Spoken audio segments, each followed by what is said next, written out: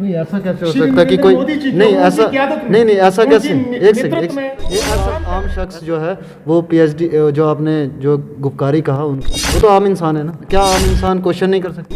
नहीं तो वो तो सभी कार को कौन सा टैग लगा हुआ है? नहीं अगर उनको कुछ नहीं दिख रहा है। आपसे पूछ रहा हूँ कि आप उसको कैसे टैग लगा रहे हो? अगर मैं भी क्वेश्चन करता हूँ कि क्या आप मुझे जो है भाजपा या कांग्रेस क्या वहाँ पे पानी है? चंद्र जी मरमत एरिया से आते हैं और एक आम इंसान है।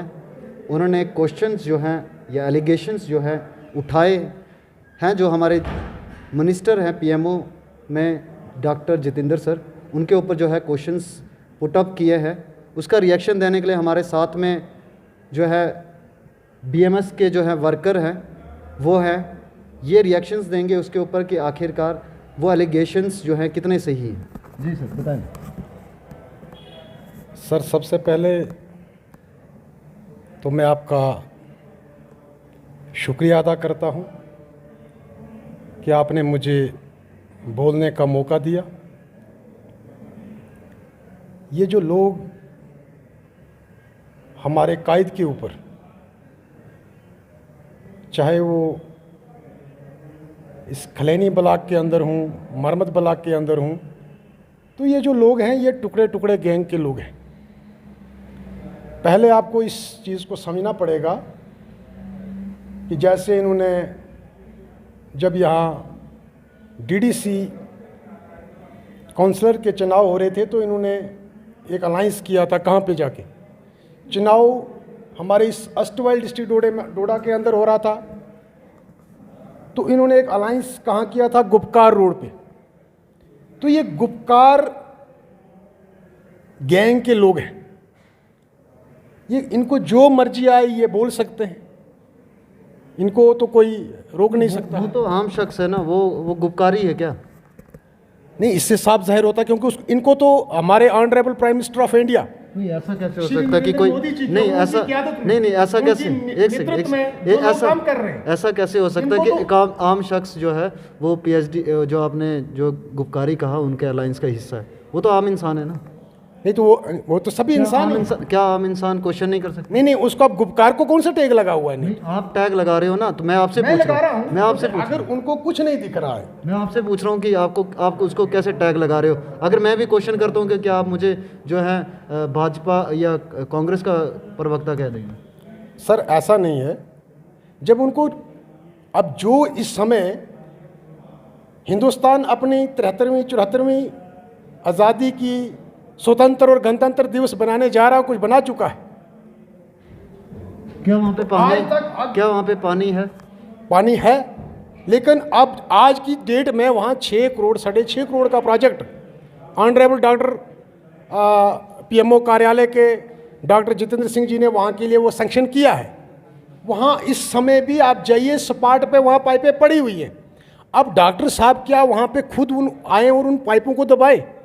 क्या डॉक्टर साहब खुद वहाँ आए और उसकी वो लगवा सकते हैं ना? वो खुद थोड़ी आएंगे, वो लगवाएंगे, वो डिपार्टमेंट को कहेंगे। सर लगवा रहे हैं, लगवा रहे हैं उनका, लेकिन उन्होंने ऐसा उसका फंड उन्होंने रिलीज कर दिया है। अब तो ये तो यहाँ तो एडमिनिस्ट्रेशन का काम है, एडमिनिस्ट्रेशन जा रहा है वहाँ। एडमिनिस्ट्रेशन डॉक्टर जितेंद्र सिंह से बड़े नहीं, बड़े तो नहीं है, लेकिन हो सकता है वहाँ भी कुछ अभी तो कुछ इस पैंडेमिक कोविड-19 के चलते मैन जो है उसमें थोड़ी सी दिक्कत हिंड्रेंसेस क्रिएट हुई होगी, क्योंकि कोरोना की वजह से बहुत सारे जो तरक्याती काम थे, चाहे वो मरकज़ी सरकार की जानिब से थे या रियासती सरकार की जानिब से यहाँ चलाई जा रही जो जितनी भी स्कीमें हैं, उसमें इस कोविड-19 के चलते थोड़ी सी रुकावट पैदा हुई है और हो सकता है उसी वजह से वो थोड़ा डिले हो रहा है। अदरवाइज़ पाइपें वहाँ स्पॉट पे पड़ी हुई हैं, वहाँ उसकी अलाइनमेंट उसकी थोड़ा बहुत उसमें काम भी हुआ है, ऐसा मत कहिए।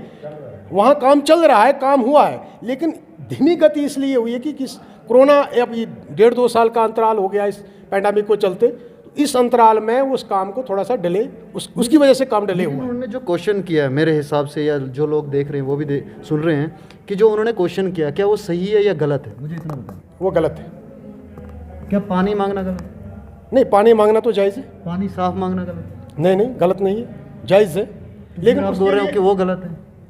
हाँ देखिए, ये लोग तो गलत हैं, मेरे लिए तो ये गलती दिख रहे हैं, क्योंकि इनको मोदी जी के नेतृत्व में इस वक्त जो भी मरकज़ी सरकार की जानिब से मुझे जो यहाँ पे देखने को मिलता है, तो यहाँ तो कुछ ऐसे बाला अफसरान बैठे हुए कि वो गवर्नमेंट ऑफ इंडिया की सरकारों को यहाँ ज़मीन पे इम्प्लीमेंट करने के लिए राज़ी नहीं है।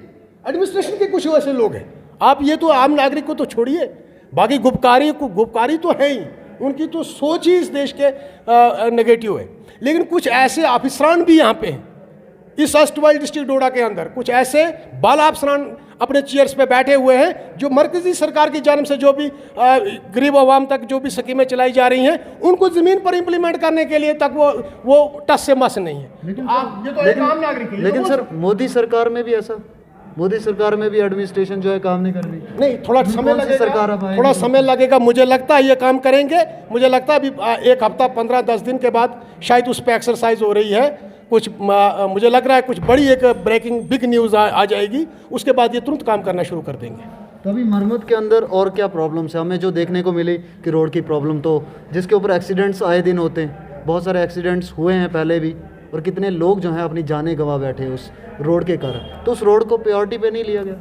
सर आज की डेट में उस रोड को मेंटेन करना, उस रोड की मेंटेनेंस को बहाल रखना, आज की तारीख में वहाँ का जो डीडीसी काउंसिलर का मेंबर है मुश्ताक अहमद भट्ट, वो होली सोली उसकी रिस्पॉन्सिबिलिटी है, वो उसका काम है, लोगों ने उसको वोट दिया है। मुझे तो ये समझ रहा हूँ कि मरमत खलेनी के जो लोग, जो ये कंस्टिट्यूएंसी है मरमत खलेनी की, इसमें लोग तो अंधेरे में नाचे हैं। इन्होंने जो अपनी वीडियो वायरल की, इन्होंने डांस जो किया, इन्होंने जो वोट किया, वो उन्होंने डार्क में किया है, मैं साफ साफ आपको कह देता हूँ। तो ये तो इस वक्त जो वहाँ काउंसिलर जीता है, उसकी कल की एक वीडियो वहाँ से वायरल हुई है, उसकी अपनी पर्सनल घर की रोड है जो कि मगोता टू अपर भ्योता जा रही है, उसमें एक टेम्पो है, उसकी हालत देखिए आप, वो इतनी सी रोड नहीं साफ करा सकता है। तो ये तो थोड़ा सा लंबा प्रोजेक्ट है, 50-60 किलोमीटर। तो ये रिस्पॉन्सिबिलिटी उस डीडीसी काउंसिलर की है, वो कैसे उस रोड को मेंटेन रखता है, वो उसका काम है। लेकिन वो तो प्रोटेस्ट कर रहे हैं, वो प्रोटेस्ट करके मांग कर रहे हैं, उनके पास तो पावर्स ही नहीं है। कल भी प्रेस कॉन्फ्रेंस में एक्स जो सरपंच थे, उन्होंने कहा कि उनके पास कुछ नहीं है, ना उनके पास होगा। मतलब उन्होंने यही बात की कि उनके पास अभी पावर्स नहीं है, आगे भी नहीं होगी। सर पावर साहब, इनको मुझे लगता है कि इनको अब तो एक ट्रांसफार्म तो इनके पीठ पे बांधना है नहीं, तो कि पीछे से 440 हम लगाएंगे तब इनको पावर्स जाएंगी। अदरवाइज गवर्नमेंट ऑफ इंडिया ने, मैंने पिछली सरकारों में देखा है, पिछली सरकारों में सिर्फ एक पंचायत के अंदर 1-1.5 केस आया करता था। उस टाइम उस वक्त IAY हुआ करता था। 1.5 मीन्स एक फुल केस, उसका अमाउंट ज़्यादा से ज़्यादा 35 से 40 हज़ार, और जो 50 वाला होता था, रिपेयर वाला जो केस होता था, उसका अमाउंट 15 से 20 हज़ार होता था। आज की डेट में ऑनरेबल प्राइम मिनिस्टर की क़यादत में इस वक्त एक पंचायत के अंदर 150 मकान से अबो कंस्ट्रक्शन हो चुकी है, और उसके अलावा भी जो लोग रह गए हैं, वो अभी उनका जो है 21, 22, 23 के लिए उनका भी जो है सैकाइडिया, उनकी आवास प्लस खुल चुका है। तो इन लोगों को तो वो दिखता नहीं है, वो भी इनको नहीं दिख रहा है। यहाँ आज इस पैंडेमिक कोविड-19 के चलते, अगर आज की तारीख में, अब इसका मुझे लग रहा है 1.5-2 साल का अंतराल तो हो गया इस कोविड को चलते, लेकिन 1.5 साल के अंदर, 2 साल के इस पीरियड में अगर इस टाइम किसी की दुख पीड़ा को किसी ने समझा है, तो वो भाजपा के आला कमांड से लेकर भाजपा के जो ग्रास रूट लेवल तक जो कार्यकर्ता है, उन्होंने इस वक्त अपनी जान हथेली पर रख के इस पैंडेमिक में रात दिन लोगों को कोविड-19 के चलते free of cost sanitiser, mask, ration distribute करने का पूरे देश, न सिर्फ इस जम्मू कश्मीर के अंदर बल्कि पूरे हिंदुस्तान के अंदर भारतीय जनता पार्टी के आला क़यादत से लेकर ऑनरेबल प्राइम मिनिस्टर से लेकर एक ग्रास रूट लेवल तक जो कार्यकर्ता है, उसने ये काम इस वक्त किया है। ये लोग तो कहीं दिखते नहीं हैं। ये बताओ मुझे कि मरम्मत में ही क्यों एक्टिवनेस दिख रही है हमें? बाकी सब काउंसलर चुप हैं, बाकी सारे BDC चुप हैं, सिर्फ मरम्मत के अंदर आजकल क्या हो रहा है? देखिए, उसका एक कारण है कि वो जो डीडीसी काउंसिलर वहाँ जीता है वो एक मैं ये चीज़ बोलना नहीं चाहता और मैंने आज तक किसी की ज़ात पे मैंने कभी भी अटैक नहीं किया है और मैं करना भी नहीं चाहता हूँ। वो खुद तो बेचारा वो एक अनपढ़ है, one who is being a illiterate person, लेकिन उसके जो एडवाइज़र भी हैं जो उसको एडवाइज़ करते हैं, तो मुझे लगता है कि वो भी जो है वो भी अनपढ़ है। मुझे ऐसा कुछ दिख रहा है। चलो अगर उसको खुद नहीं आता जाता है किसी से, अगर कोई ना कोई तो उसको एडवाइज़ करता होगा। अगर उसको कोई जो एडवाइज़र भी उसके हैं, मुझे लगता है वो उससे भी गए गुजरे हुए।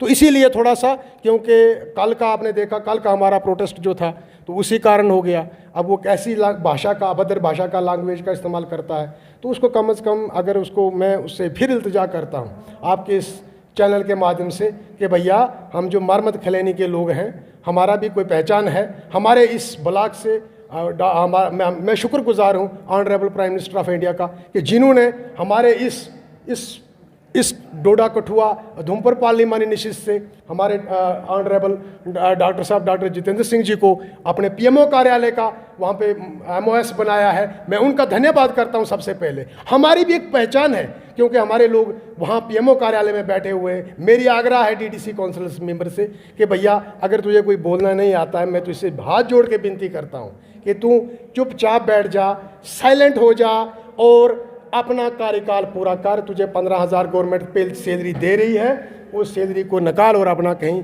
उससे पालन पोषण कर।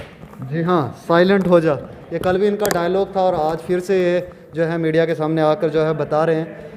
आपने देखा कि पॉलिटिक्स जो है हो रही है। मैं हमेशा कहते आया हूँ कि बैड पॉलिटिक्स नहीं होनी चाहिए। पॉलिटिक्स होनी चाहिए और पॉलिटिक्स होती रहनी चाहिए। उस पॉलिटिक्स में जो है गरीबों का फ़ायदा होना चाहिए, तभी उस पॉलिटिक्स का मज़ा है। आप बने रहे द लोकल रिपोर्ट के साथ। सुलिंदर परिहार को दीजिए इजाज़त। नमस्कार।